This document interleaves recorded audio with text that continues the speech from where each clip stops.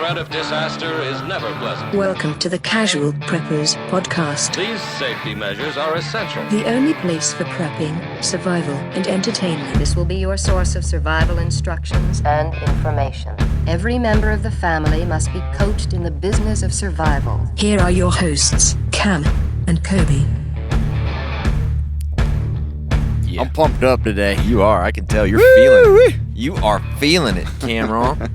How are you? Other than being pumped up. I just said I'm pumped. I'm pumped. Yeah, good. Today, we have a fantastic episode. Yeah. Right? We do have a good episode. What are you going to do right after the SH talk about hits the TF? Yeah. Huh?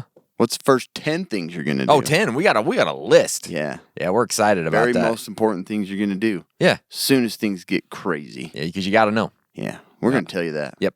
Before we tell you that, though, I have to tell you about BattleBox. It is the monthly subscription box for men, full of solid gear for adventure seekers, survivalists, outdoor enthusiasts, and casual preppers.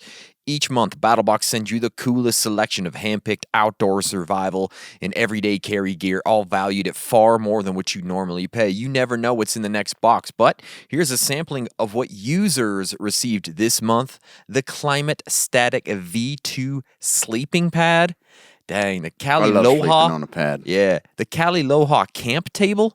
That's pretty cool. It is cool. I'm looking forward to Yeah. using that. All of this badassness starts at just $30 a month. They've shipped almost 1 million boxes and won Best Men's Subscription Box of 2017. Our listeners can get a free knife when you sign up at trybattlebox.com/casualpreppers. That is trybattlebox.com/casualpreppers. Get your first battle box plus that free knife at trybattlebox.com/casualpreppers. Listener reviews starts now. Be selfish and use your tax return on BattleBox. It's time. You should do it. Do it. Finally, a prepping podcast for the common man or woman. 5 stars. 5 stars. It goes without saying. Everybody loves that. That's why I've eliminated it. Goes with us. This is the best podcast you can shove in your dirty little ear holes. I started listening about a month and a half ago and am easily through the most of the library available here. From a redneck breaking down surviving a volcano quake NATO flare. Volcano earthquake. Oh, NATO. yeah, earthquake NATO. That's Flare. a long one. I know, yeah. And that's a real thing. It is, yeah. Yeah.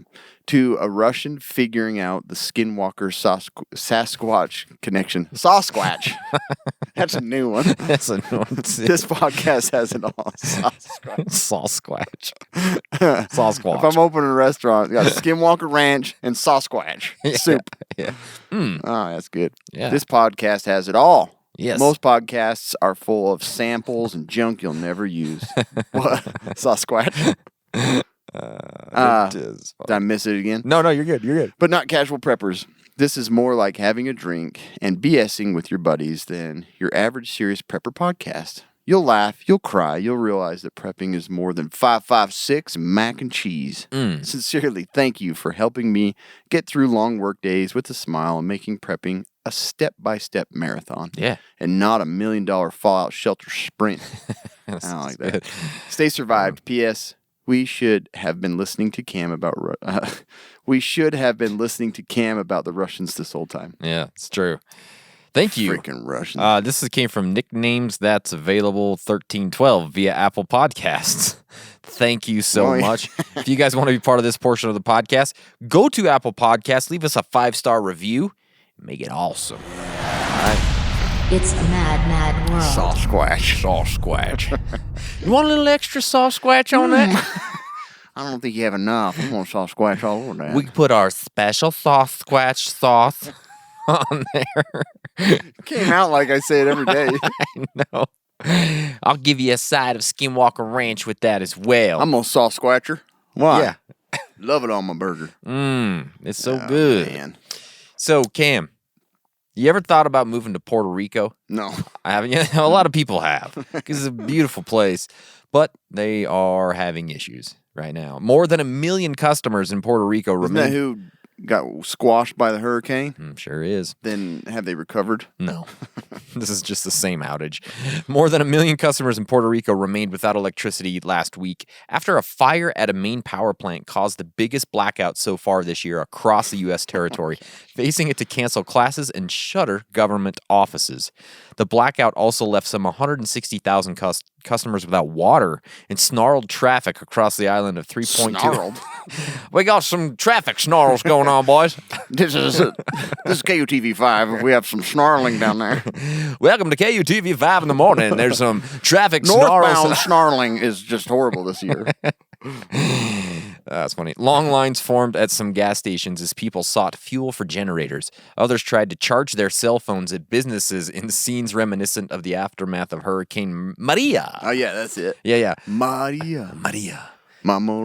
It's a Maria. Officials in at least one city distributed food to hundreds of elderly people, as well as ice to those whose medication must be kept cool. Oh, my gosh. Yeah.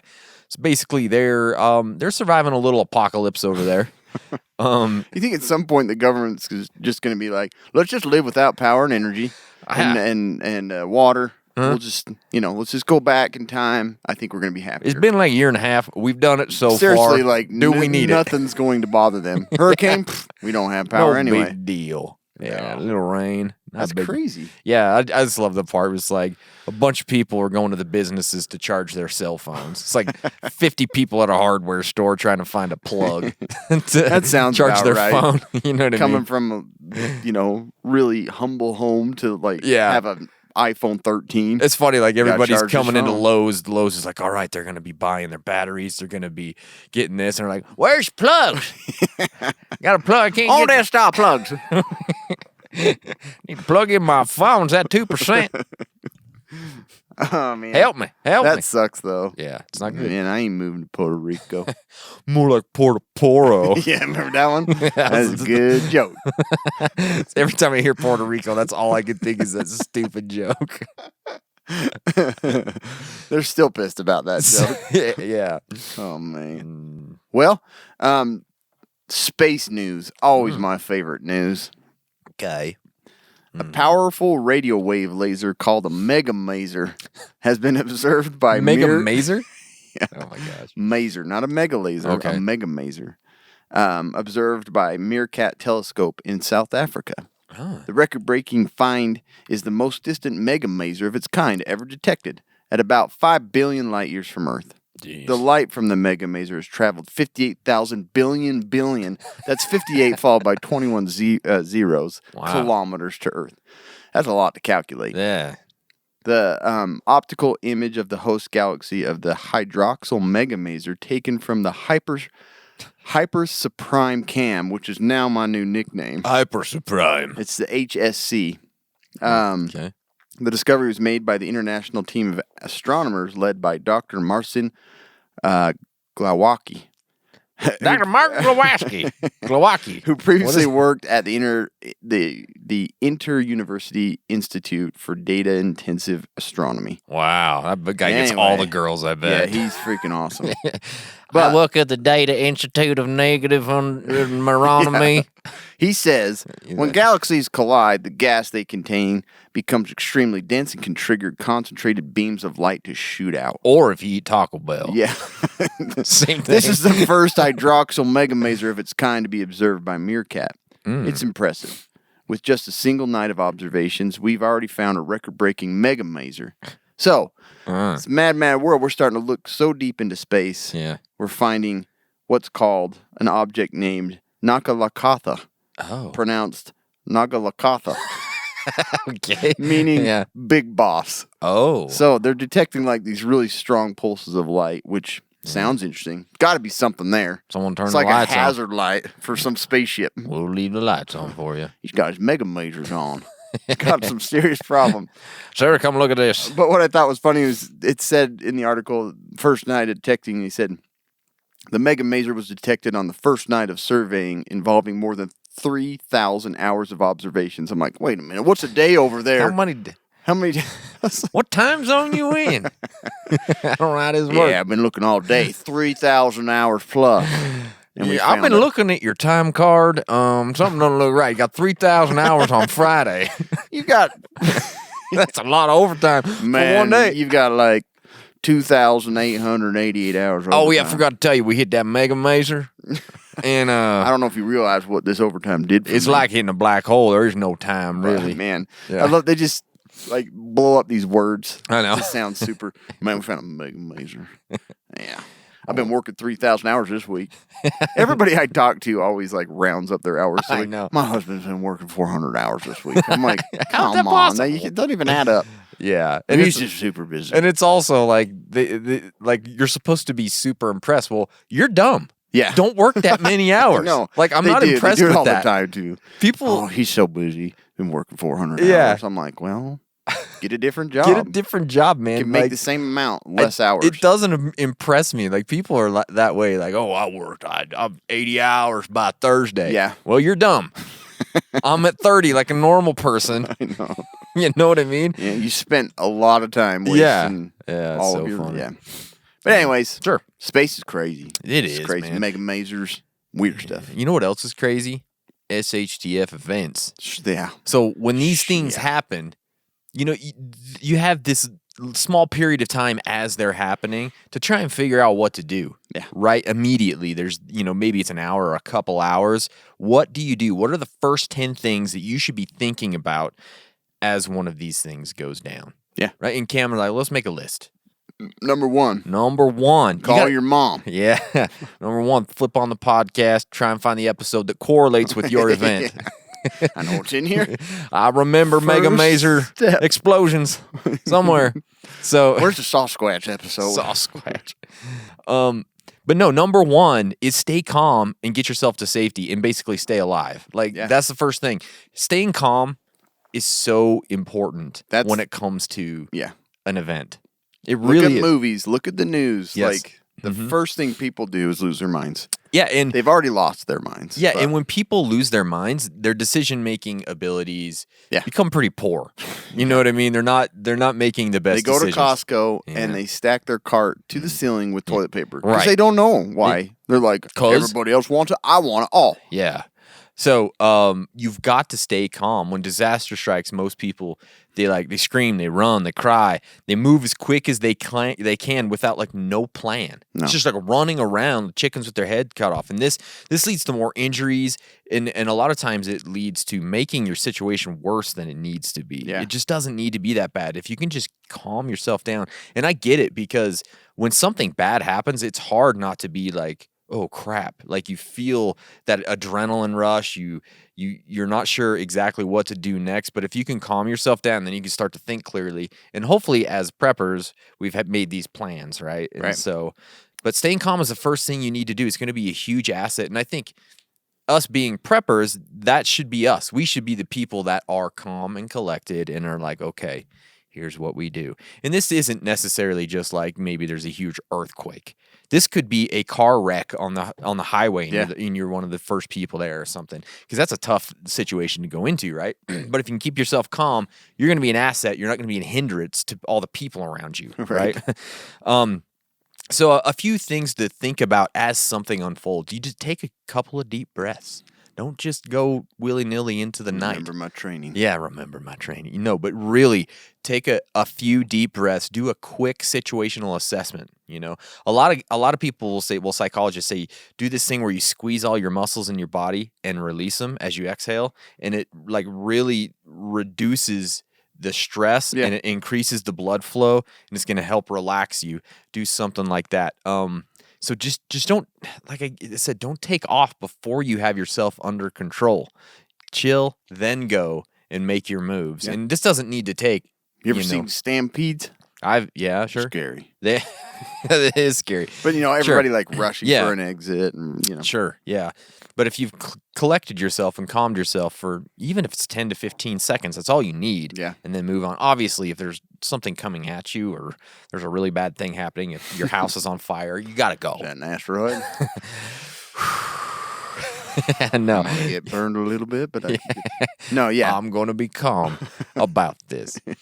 So once you've gathered yourself, you've calmed yourself down, consider what plans you already have in place.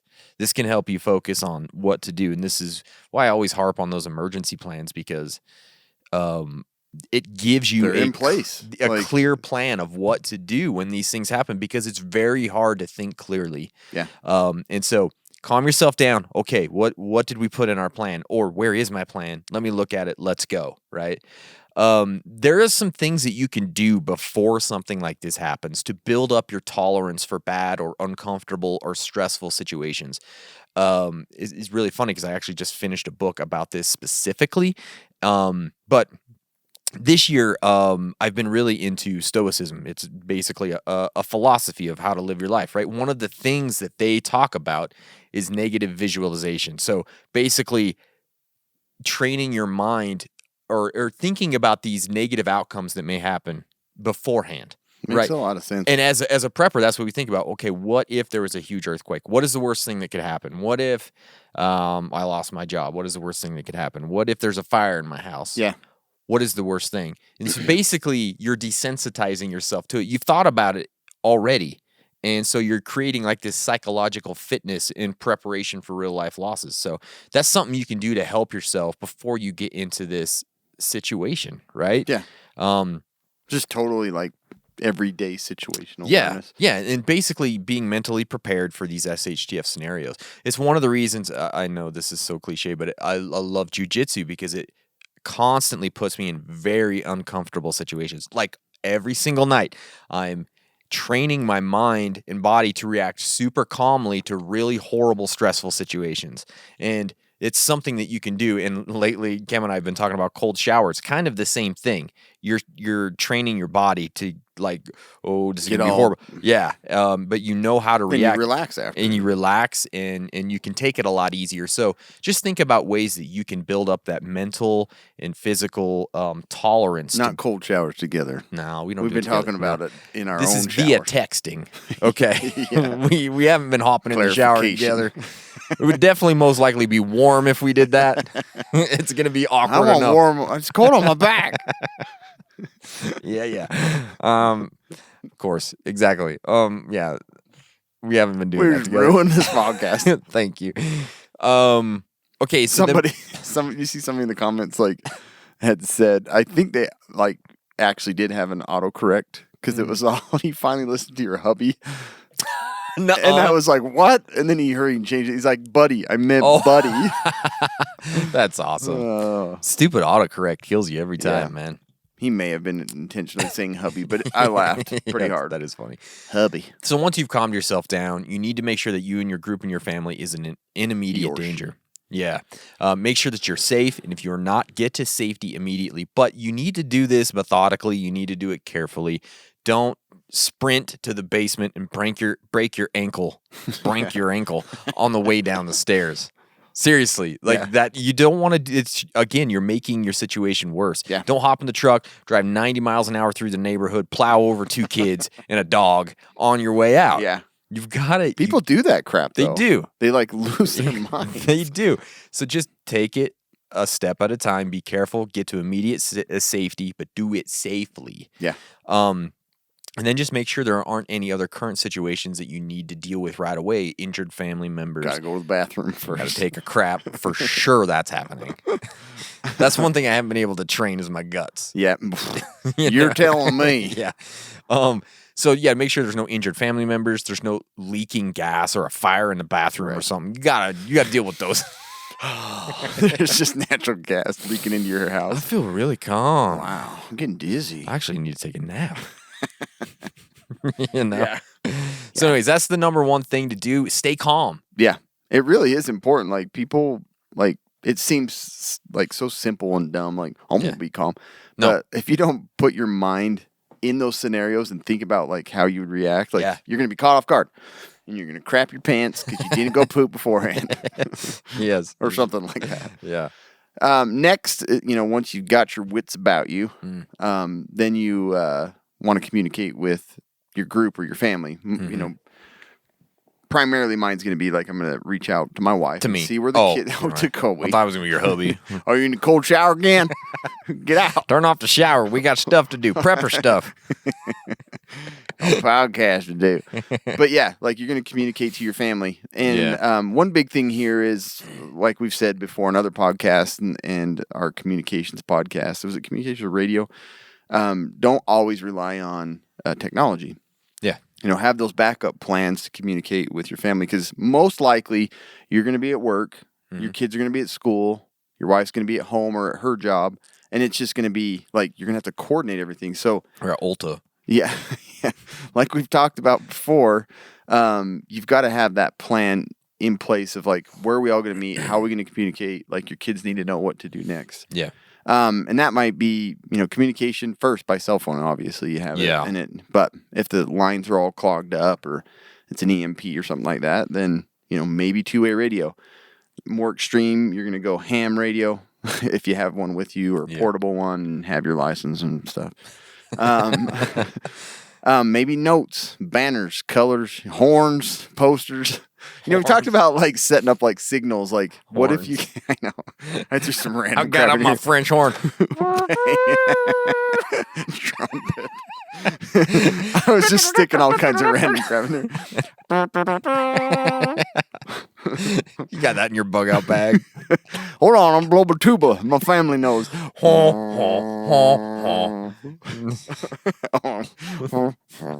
Yeah, that's a. Oh man, but yeah. So you never know. That's my bug out tuba. Think about all your. It's camo. Yeah, the brass blends in. You got a whole bunch of other brass things. But yeah, you got to figure out a way to communicate with them and have that backup plan if your technologies don't work. Okay, It's true though. But again, you're gonna go directly to your cell phone. Yeah. You're gonna light a fire and like send smoke signals up the first thing. It's like, what are you doing? I'm getting in touch with my wife wife. will see it. Hold on. She can see this from Ulta. I guarantee it.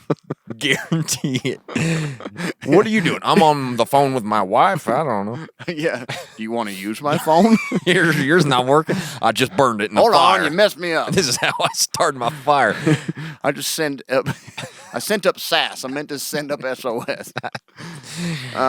Sasquatch. He sees a Sasquatch. Sasquatch. He just sent up a signal about Sasquatch. Wait, what's that? Smoke. Oh, and I hear a distant tuba. Only you see the smoke signal, start heading towards Follow the tuba it. noise. The closer you get, you'll hear that big bass. You got a drum too. Boom, boom, boom, boom, boom. Just a one-man band set. Can you imagine it's out the front of your There she work? is. We're gonna take it off. You made it. Whew.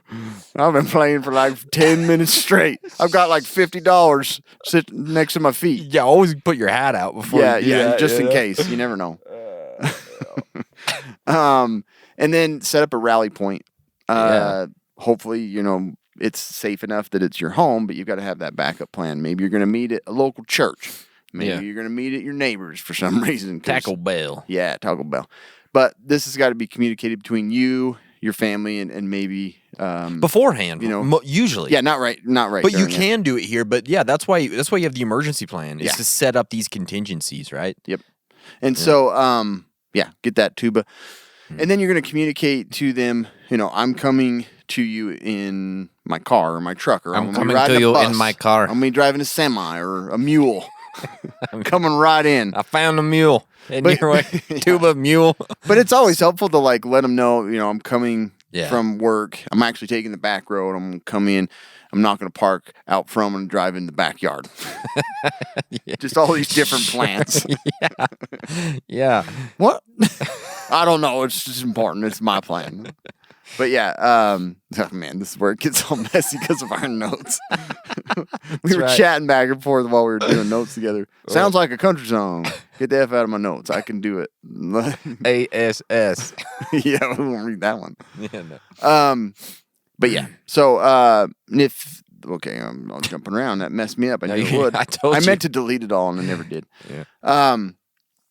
And then so once you've communicated, you've set up that rally point. You're able to talk with your family. You're going to meet up there. At that point, you can continue to give them kind of like an ETA of when you're going to get there so that they know and they're watching out for you. But other things is that they can, if things get bad where your rally point is, you're communicating in a way that kind of warns you. It's like, don't come here, we're all dead. But communication's huge, and it's like there's just so many different ways to do it, and you've got to have these backup plans because it's not always going to be by phone, and that's what a lot of people are going to rely on. Sure. And then, you may consider setting up a communication between you and like your next door neighbor or someone in your neighborhood that you trust that's going to either check on your family and not check up on your gear. Exactly. So that's the scary part. You've got to trust that person because you may not, I already know I'm going to probably try and call my wife and the cell service is all going to work, but she either will have a dead phone or it's going to just be sitting under a pile of clothes she's folding and watching the show. Yep. 100%. She's working, okay? But that's the nice thing. Like you and I live close enough where we could get a hold of each other. Okay, hey, are you close to home? Can you at least stop in and make sure my house isn't on fire? Right. Well, it's like that one night. Remember you had a fire like in the back field by your house? Oh, yeah. You called me. You're like, is my house on fire? That's right. Yeah, I was out of town. Nah. I don't think so. It's not in the basement anyway. Let me pause this game. Looking out the window, it's it looks not fine. in your bedroom, I can tell you that. The drawers in your dresser are not on fire. Your wife's clothes are fine. I'll take these ones off and get out of the house. I have your gear over at my house because I thought that fire was going to get out of control. That's why I got But yeah, like you've got to have this extensive communications plan. You do, yeah. With your family, with others that can communicate with your family, maybe somebody nearby, but you got to trust that person. Sure. So, anyways, Good luck. It's a big deal. You got to really start that communications plan before this crap starts. Yeah, I agree. So. And so the next thing, and we're not necessarily saying that this is the order you need to do this in necessarily, but one of the immediate things you have to do is collect current situation details. This comes back to communications as well, right? Information in any SHTF situation or scenario, it's gold, man. It is prime time resource. You've got to have this to know what's going on, understanding what is happening, what may be coming, and the duration of the situation. This is all going to give you the information that you need to understand how to react to it right now. You may think you know how to move forward, but without information on the whole picture, you might be wrong. You might think that this is just something that's affecting your little town, and you guys are just having an issue, when in truth, the whole world's on fire. You don't know. Yeah. So you can't just bug out of town and get to a place that's safe, because it's not going to be safe. Right. So you need to understand exactly what has happened, and what the short-term versus the long-term consequences are going to be of this situation.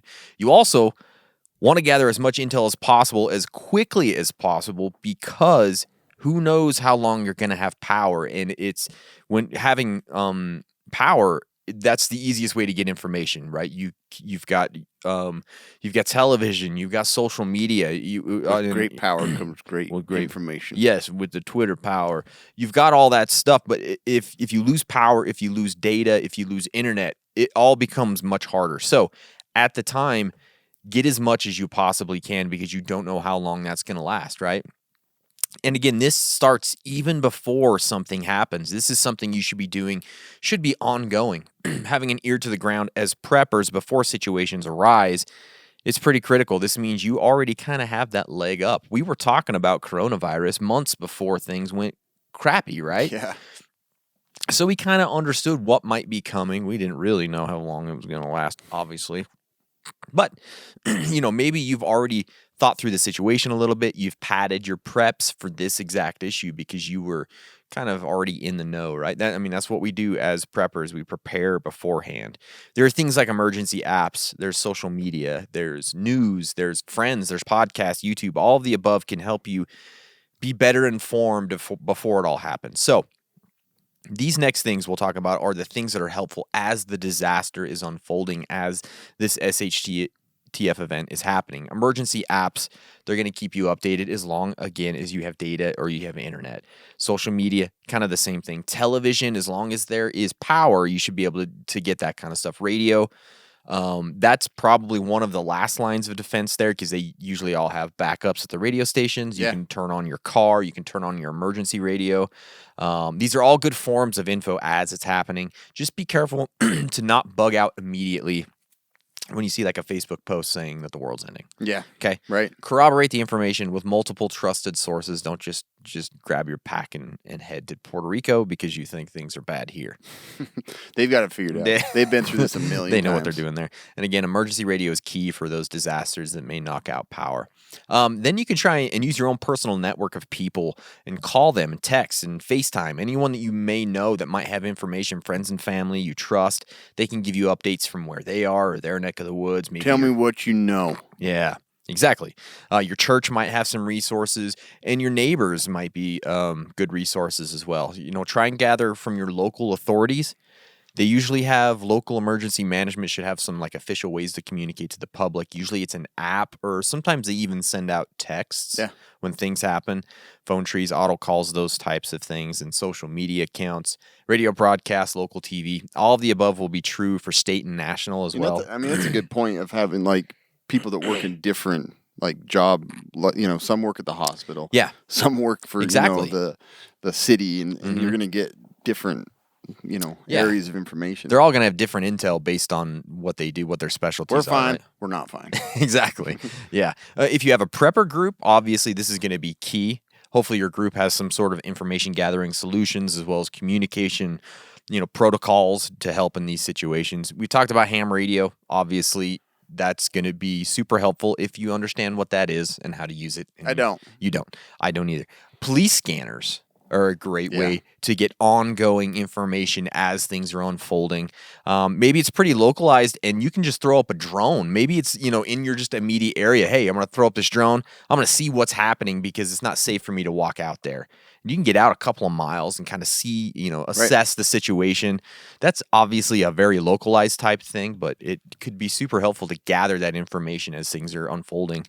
And then after you've gathered the information, this can help you assess the current situation, and it leads to our next point, which Cam will talk about. Yeah, and like you mentioned it a few times, the critical point of assessing and gathering detail on the current situation is going to help determine whether or not you bug in or bug out. Yeah. We talk a lot about bugging out. It's exciting and it's the sexier form of survival, but in reality, it's the harder thing to do, much harder, and probably the last thing most people should and want to do because you've got all of your preps at home.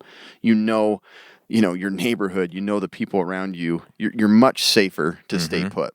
Yeah. But you never know. Could be, hot lava coming towards your house. You got to get out of there. You just got to go. Right. Yeah. So there are events that are going to lead you to want to leave. And it's much different depending on where you live. Like if you're in the middle of a city, it's very different than being, here where we live, rural city. Like there's just not much that's going to kick us out of our, we're staying forever. Yeah. So, you got to gather all these details to determine what's best for you, safest for you, and most, practical for you and your family. Bug in or bug out. So, bugging in, obviously, is of the decisions going to be the most likely one.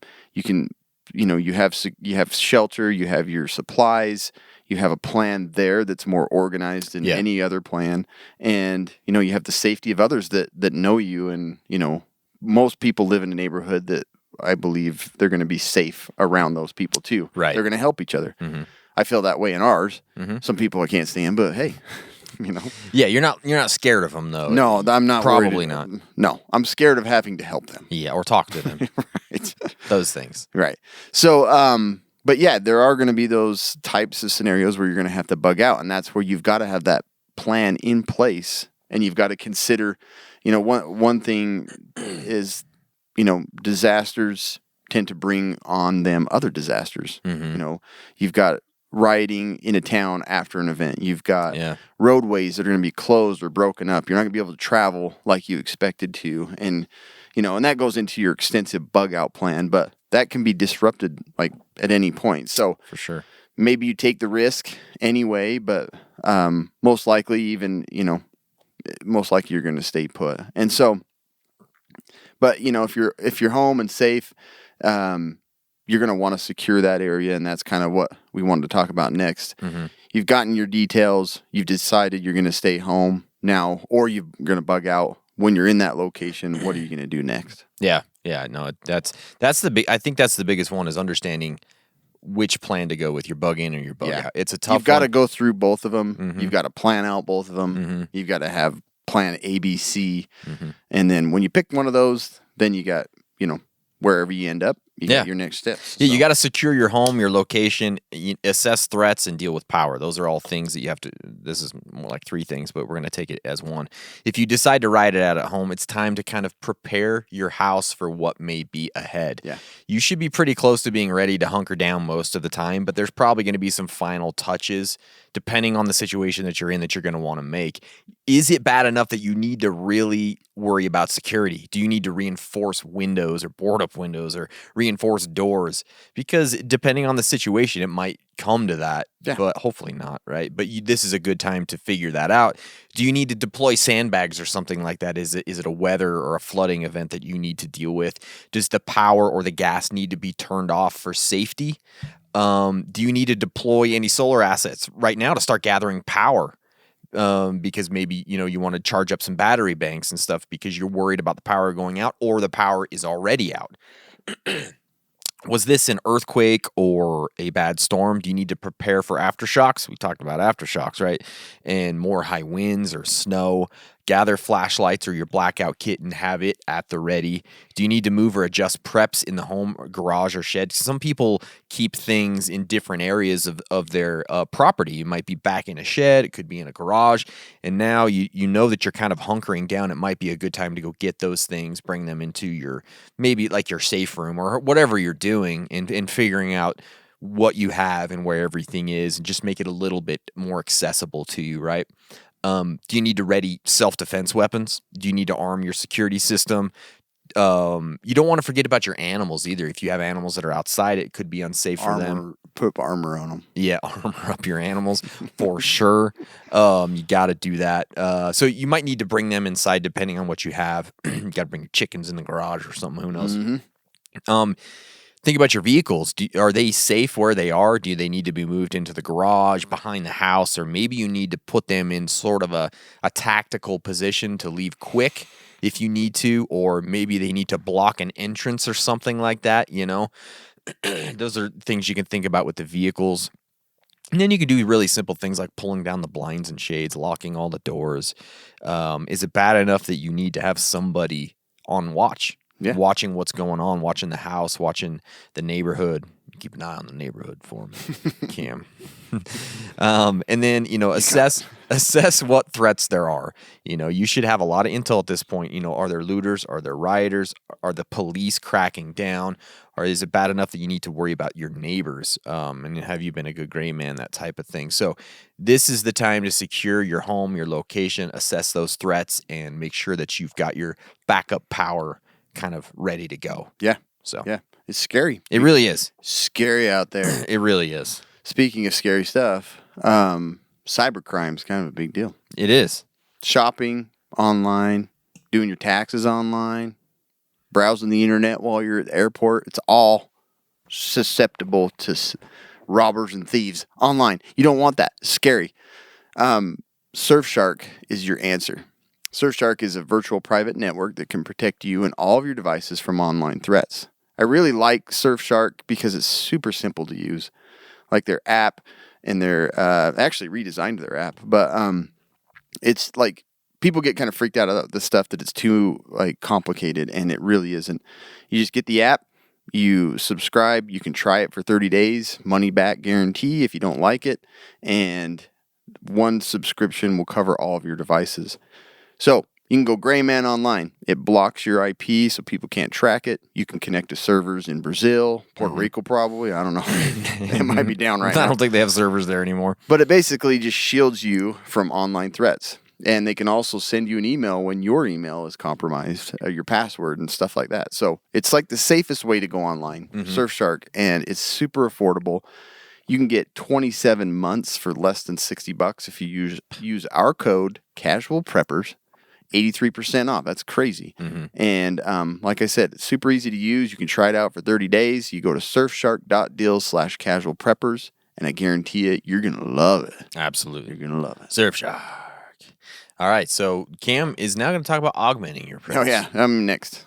I'm getting a call from Kanosh. Where's Kanosh? I don't know. It's in Utah somewhere. Speaking of, I just have to mention this funny story. Get spam calls all the time. Yeah. I was driving home. I kept getting this call, and I picked it up, and it was, you know how it's like pause? Yeah. And you're like, it's a spam. Yeah. It was connected to my car. Oh, okay. And I was like, I got fed up, and I was like, stop spamming! You're wasting everybody's time! And I hung up, and then I get this like call again, and I finally like picked it up and realized it was connected, and I answered, and like, this is Bennett's soccer coach, and we have practice, and I was like, I'm so sorry. That's awesome. I went after her, and she's like, you seem like a nice guy. Oh, that's hilarious. Anyways, don't always assume it's spam. Yeah. Maybe somebody's communicating with you about volcano going on. Exactly. All right. So next, after you're kind of secured, you've bugged in, you've got details on all the situation. Now it comes down to your preps. Yeah. And a lot of people, like a lot of forums disagree with this, but I think it's a good time to augment your preps. Like I do too. most places you're going to be aren't going to be like full on panic and chaos. Even if they are, you can be safe about it. Like go top off your vehicles, go get some extra food, water, things like that. Like the grocery store, Kobe and I went when they started lockdown, and it was busy, and it like they were cleaning things out, but I didn't feel like there was any threat. No. You get a shot in the back for carrying extra toilet paper. And if it started getting to that point, then we would reconsider, right? And it depends hugely on where you live. Like if you're in downtown Detroit, I probably wouldn't go out to augment your preps. Yeah. But if you're downtown Detroit, you're probably not listening to this podcast anyways. No. Is there a Detroit anymore? I think so. Is it like a whole new country now? But yeah, like when things go down, like there's no problem with going and topping things off, especially like perishable goods, milk, butter, things like that, things that you can't hold on to for a long time, and it's hard to like cycle in and out. Avoid using your 25-year shelf life stuff. The more you can get and use, like within that 2 weeks, I mean, you're way better off than most people. Grocery stores, like consider other things like convenience stores. You can go to like Cal Ranch and stuff, and you still get a lot of supplies, and you're probably not going to deal with as much of the crowd. But it's a huge period of like taking care of like before everything just gets worse. You don't know what's going to happen, so there's no problem with doing that. And this doesn't apply just to going to town and getting food. Like, use what supplies in your home. Like get them prepared. I wrote in here water boob. Yeah, it was gonna get. You want to get the water boob. Water boob. But like conserving some of your like the running water in your home. Fill up some water bobs. Start bottling more water if you have some spare things around. Like you're basically consolidating all of your goods, whether it be going to town to get a little bit more or just topping off your water supply by filling it up while you still have active running fresh water. Yeah, fill up a bunch of cups, a big, whatever you've got. Fill line them up. Line them up. Yeah. Because seriously, like,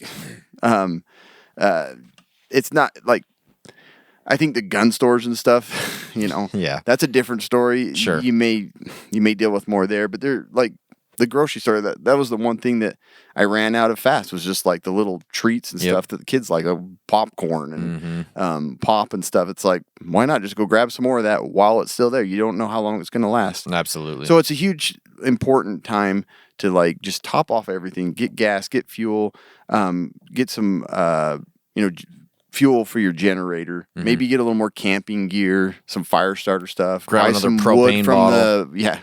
grab some firewood from the gas station. You have a short time to do that, and you can easily top it all off, and it's just going to get you a lot further and feel a lot more comfortable. And again, you don't know how long this is going to last. I mean, you might have an idea, right? But you don't know. And there's a lot of people in forums where it's like, oh, you don't want to deal with the rush and risk yourself.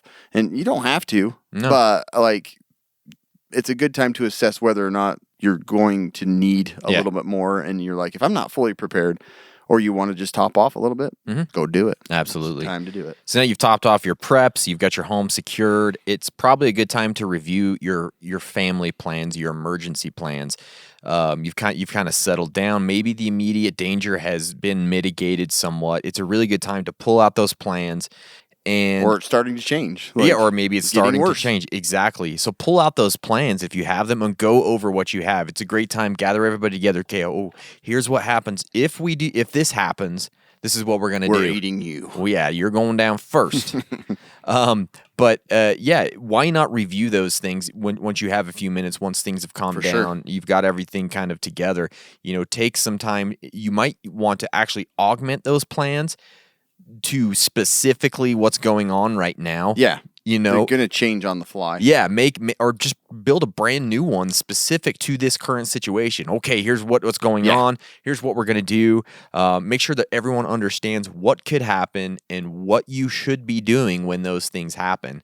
Also, gather your document kits. If you've got a document kit, if you don't have a document kit, just gather the documents that you might need if you have to leave or if something happens. Make sure you have everything together. Add anything maybe that you've been putting off or have missed. You're at home anyways, probably just hanging out. Right. Do some of these things. Make very specific plans on how you're going to handle the situation if things devolve quickly or worse than they are. Update your communications plan based on what it looks like and maybe how your communication devices are working. Maybe data is down, maybe power is out. So, okay, now we know we have to use our plan B with communications. Let's make sure everybody understands that. Just take those things, review them. It's a great time to manage those communication devices, make sure all the batteries are charged and all of those things. Just, take a second, review those plans and update them based on the current situation. Yeah. It doesn't make sense why you wouldn't do that. Right. So good thing to do. Yeah, no, we constantly get people saying, how do you get your spouse or so-and-so into prepping? So if you're not communicating during this and going over your plan at that point, they're not going to know what's going on. They're Absolutely not. Why are you putting so many pistols on your chest? Where are we going? Let's look at the plan, babe. Let's look at the plan. We'll draw it out. Yeah. But the next thing is, this is where you really need to kind of be very, very specific on your inventory and managing your food and water use. Mm-hmm. You don't know how long this is going to last. And if your kids are like mine, they'll take a cup and fill it to the brim of milk and they'll sip it and leave it and it just gets wasted. Yeah. You just don't have the resources to keep doing that. No. You shouldn't be doing it anyway. No. But in this, where, things are going south and you're starting to lose more and more ability to go into town to get things, you've got to be you got to conserve what you have. Mm-hmm. So you got to make a very good list. Hopefully, we've talked about doing inventory, and that's one of the hardest things to do. Yeah. But now you need to know what's being used and what you're running low on, and how much, how much flour you have, so that all your meals aren't based on flour usage. I'm gonna make bread for every meal. You got to be very specific about it based on what you have. So it's a good time, and it gives you something to do. You got your plan set. You guys are following the plan, and now you're going to start going through what you have and knowing how long you have until you need to go and get more. And just managing even the water usage in your home. Because if things get really bad, you're not going to have the water treatment plant working. Yeah. And soon you're just going to have really bad Flint, Michigan water, And so it's you got your water bob set, but it's don't, be constantly using, maybe all of you pee in the same toilet and not flush all the time. Sure. Stuff like that. If it's yellow, let it mellow. If it's brown, flush it down. Yeah. Husbands and wives should shower together. Yeah. Save water. I think that's it's good hugely advice. Important. Sage advice. Yeah. But the other thing is you're checking, you're going to probably set maybe somebody in charge of the, I'm just losing my... Toilet? No, what's the pantry? The pantry, okay. Because, my kids are just in and out of there, opening and closing the fridge. You've got to shut that down and, be look, you can't eat goldfish every second you want. You got to save these supplies. So that's going to be the hardest thing. Huge. Keeping kids out of snacks. They're going to be super miserable, and you're going to be super miserable. Yeah. But you've got to... So it'll be a normal everyday day. Right. Everybody's miserable. Yeah. But you've got to just realize that Yeah. like these things are limited. We can't go to town and get them. You got to communicate that with your family, and then you've got to start making a Toilet list. paper. It also helps you prepare. Yeah, toilet My paper. daughter, my youngest daughter, I've had a time with her lately with toilet paper. Okay, she'll use the bathroom, she'll use the normal amount of toilet paper, she'll go wash her hands, and instead of just drying it on the towel, toilet paper? she's pulling toilet paper out, drying her hands, and throwing it in the It's garbage. like the worst thing to wipe your hands with. I don't too. get it It either. dries fast, but it's like I pulling pieces. I get so My mad. kids use so much to a point where I got a bidet Yeah. Oh, good. because I was so sick and tired Yeah. of it. I'm Oh. like, Do you and like the bidet? I do. Do you? Yeah. It's nice. interesting. It's weird, but Is it? Yeah. I've But been wanting I one. told my boys, I'm like, just try it. Like, Mhm. I know it's weird, but it's cut down on toilet paper use. I bet it would. So, except for Ella's, my 3-year-old, he come running out. Like I heard this, like, he comes running out. And he's all, like, almost crying. His chest is soaked, and it was still shooting like up at a pitcher. It was all, Oh no. he didn't know what that button was. Yeah. But no, yeah, like, That's funny. yeah. Now he Seriously, knows. But like toilet paper, yeah, usage, you're gonna be like, you're using 3 squares. Yeah. If you can't Get do it that, done. then you don't need to eat because you don't need poop coming out of your butt. Exactly. No. Yeah. But yeah, no, like this is a really important time to like Mm-hmm. you basically have to start rationing things, and that's going to be hard. But Mm-hmm. it's super important to stretch things out for however long this lasts. Yeah. If it saves you a couple of trips to town and the craziness, once start, Yeah. then I felt it's like I was worth going it. to town constantly during Yeah. COVID. I'm like, I don't have yeast, I don't have butter, Yeah. I don't have oil. I'm like, oh my gosh, I got to keep going. I'm the worst prepper ever. Exactly. So now the thing I think is a good thing to start thinking about is preparing for the next phase, whatever that might be. Yeah. You have your intel, you've hunkered down, or you've bugged out, whatever that is. You may have an idea about what could be headed your way next, right? Is it more of the same? Is it going to get worse? Is it going to get better? So take the time to prepare for what that next step is. Is the power likely to go out? Charge up those batteries, set up your solar lighting, make preparations to preserve your food if you have a bunch of stuff in the freezer. What needs to be eaten now? What Yeah. doesn't? That comes back to the rationing part, making sure you're eating the stuff that's going to go bad first, Yeah. right? Don't just start eating the frozen stuff that's fine right now. Eat the stuff that's going to go bad first. Start thinking about, are there going to be medical issues that might arise if the power goes out? Yeah. Ooh, that's scary. What if Right. you're sick? What are we gonna? Yes.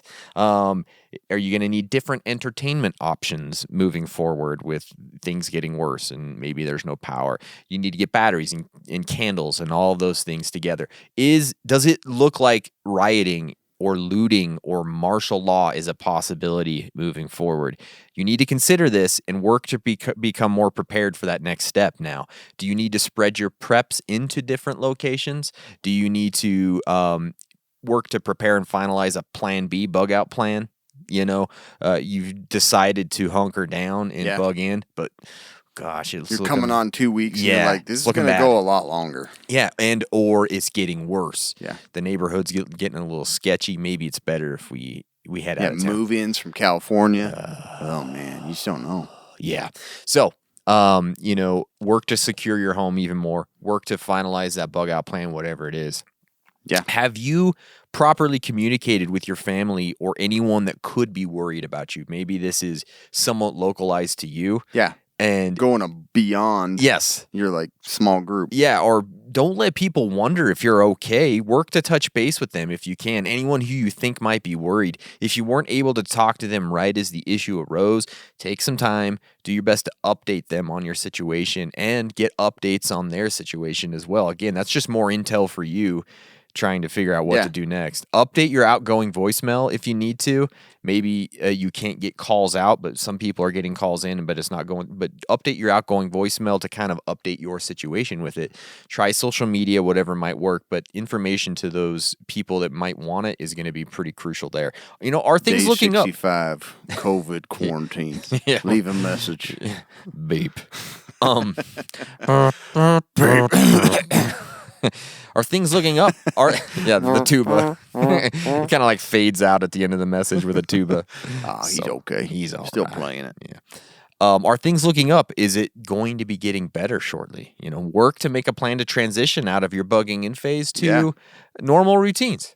Figure out what that's going to You look can like. start eating a few more fruit snacks. Yeah.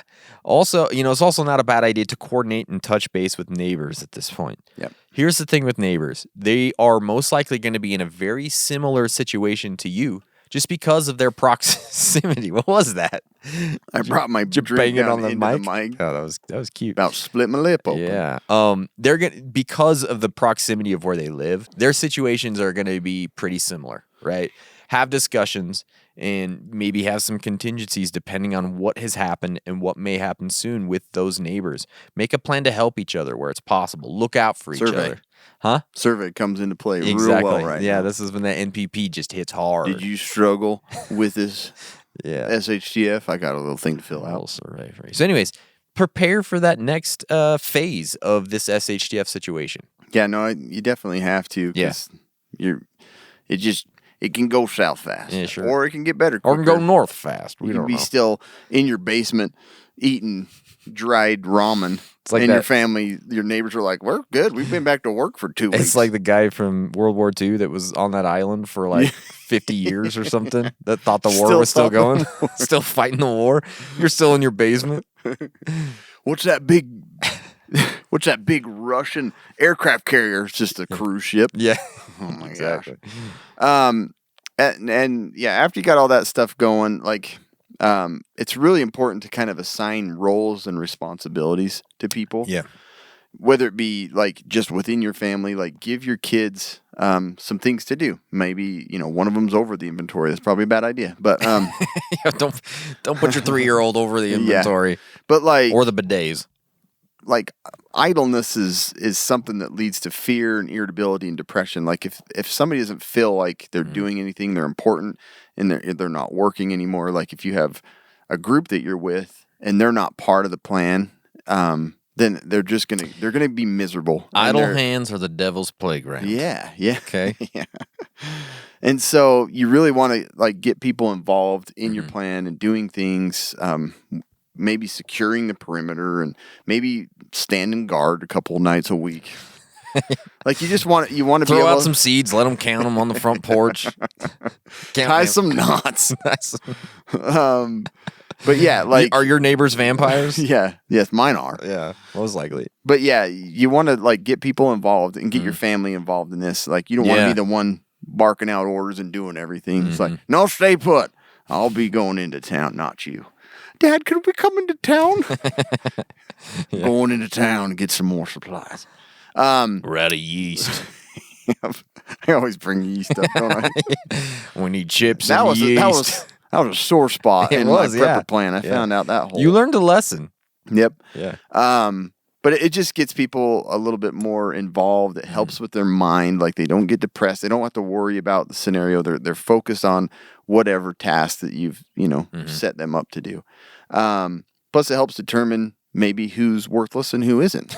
You're going to send Sure. somebody that's worthless to a dangerous mission to get supplies and hope they never come back. Yeah. You're going to sort out people pretty quick if you're doing this kind of thing. Yeah. So it just you want to be occupied. You want to get people involved in things because otherwise they start losing their minds. They do. They get miserable. They get antsy. They want to leave, and you don't want them to leave. Well, and it Trapped comes in your back to basement. those emergency plans too. A lot of those will lay out the roles and responsibilities for each family member Right. beforehand. So that's helpful. Yeah. That they already know, kind of like my kids know that they are in charge of pets. Right. Like they have to take care of them. That's But what if their your parents come in? Your wife's mom. same thing. You're like you've They got to take care of 'em, You're gonna too. have to set them up to do. The kids take care of her You can too. put the kids to bed every night. We'd appreciate that. You can That's watch your them only every night. role. Yeah, you can do the If dishes. they get out of bed, you've got to deal with it. Yeah, Sorry you can do the about dishes. You watch the kids.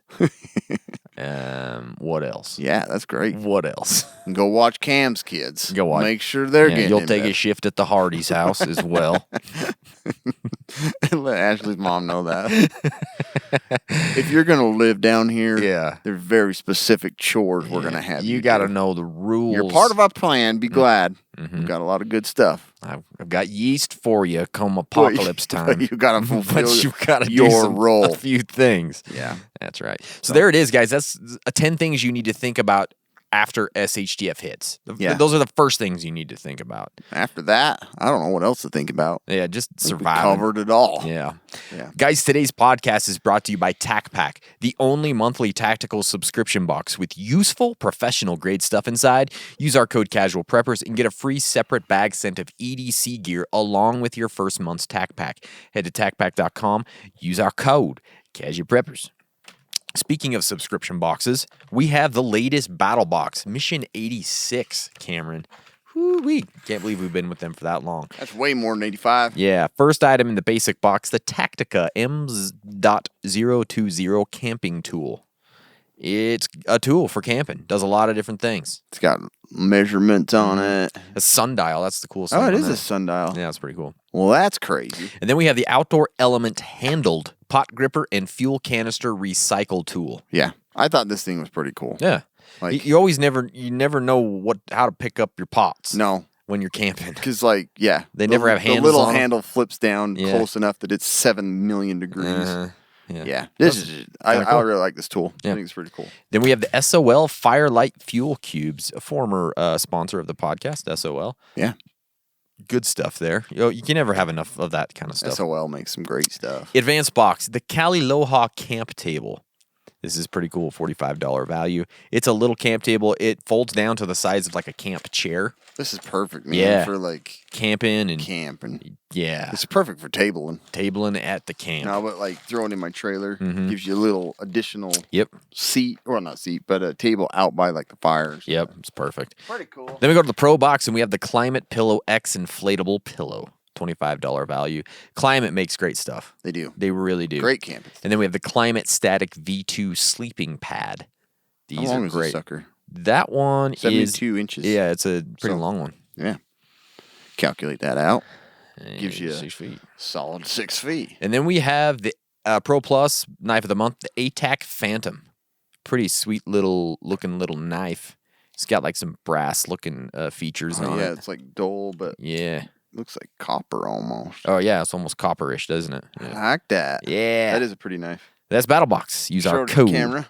Casual Preppers, and you're gonna get free stuff. It's time for the quick and dirty medical tip. So, of course, I'm going to talk about something that's related to my job, right? Okay. Yeah, I can. So, sinus infections, and this isn't just ENT, like by far one of the most common things I'd see in family medicine Sure. and at the urgent care. Like everybody has a sinus infection. You got a cold, boom, they think they have a sinus infection. Yeah. And it's true, they suck, they hurt. You know, you get pressure, pain, you feel it in your teeth, you get headaches. They're no bueno. But here's some statistics just on like sinusitis, because a lot of people think they need antibiotics when in reality you really don't. A study in Netherlands found that if a wait and see approach were used, 91% of patients complaining of acute sinus symptoms would get better within a week. Wow. They also did a trial where they, had placebo antibiotics, and people resolved nearly exactly the same time. That's like crazy. 7 to 10 days. Yeah. Because most cases of sinus infections are viral. Common cold viruses are typically the ones that cause sinus infections. It can be difficult to determine if it's bacterial. Like, in all honesty, it's hard when people come in and, they want something and it's been 7 to 10 days. Like, most of the time, you're going to get an antibiotic. Yeah. But when it's SHTF, you're not going to have that convenience to go in and get antibiotics, and you're not going to use your low supply of antibiotics for a sinus infection. Sure. Because Yeah. most cases, will they ever become very serious and bad and sepsis and brain abscesses? That's just very rare. So some of the things that you can do to help treat and take care of your sinus infections. One thing is this. It's actually been really hard to get distilled water lately. Do you know that? I did not know that. So distilled water is used in CPAP machines. It's great for nasal rinses. But yeah, you can make your own distilled water. I think I mentioned it before. Have you ever made distilled water? No. It takes an eternity. Does it? It takes forever. I don't have that kind of So time. 8 cups of water in a cooking pot, and you basically stick an empty bowl in the middle to just kind of float around, and you stick your the glass lid upside down so it just pools and drops into the middle bowl. Oh. So you just slowly boil your water, and the condensation drips Yeah. into the middle bowl, and that's distilled water. Weird. So it takes forever. Like to make a gallon, I think it'll take 14 hours. I don't have that kind of time. I just don't. But if you're gonna like, it has a lot of medicinal use. I'm just saying, if you can't get you like a jug of it, which is not a bad idea to have a jug or two of distilled water, you can make your own at home. Cool. But the nasal rinses, so you can make your own solution to rinse your nasal cavities. Have you ever done that? I just use Red Bull. It burns, but I feel like it works. Idea. I use the no sugar ones. You use milk. Oh gosh, milk. Wow. Honey and milk. Pickle juice works great for me. It stings. Tastes. I smelled like pickles for a while, but it's great. So, making your own. So you got the distilled water that you hopefully already have, but if you boil it, obviously cool it down before you send it through your sinuses. Oh, I didn't know that. Yeah, sad that you have to mention it. Boiled water directly into your nose. Just, your eyeball may pop, but it's clean. All you have to add to that distilled water is you take 8 ounces of distilled water and add a quarter teaspoon of salt and a quarter teaspoon of baking soda. Oh. And that's what you rinse it with. And you usually just rinse up like a squeeze bottle is the nicest thing. You just kind of rinse it through, let it drain out the other side. They have like those neti pots or whatever they are. Yeah. But they usually like have these packets you can buy. You don't need to. You can just make your own.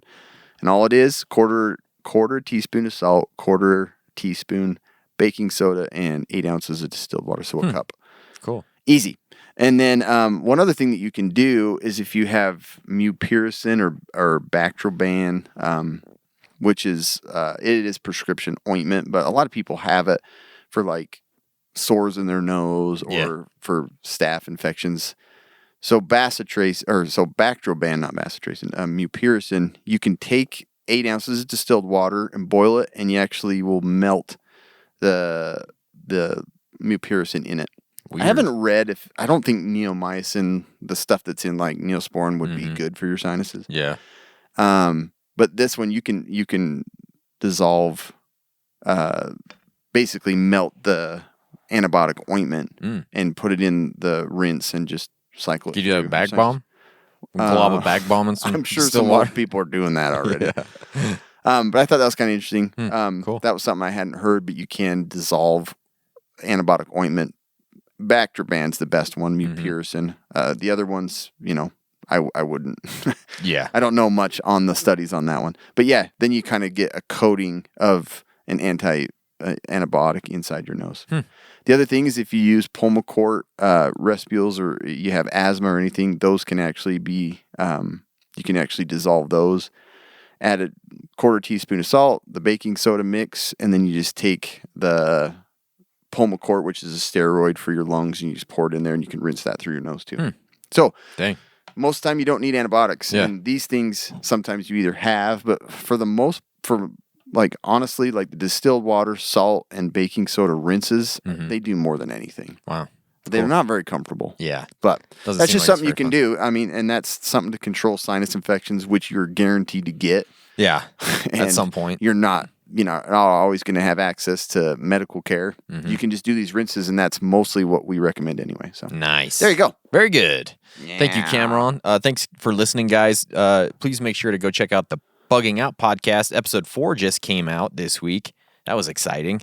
Cam and I start our little simulated bug out. There's one more episode to come out next week. Yeah. And then it's all over with. Yeah. That's the whole shebang. You should be bugged out at that point. You should be bugged out. But please go subscribe to that. Make sure you're subscribed to this podcast. Go check us out on TikTok, Instagram, Facebook, YouTube, all the places. Thanks, guys, and stay survived.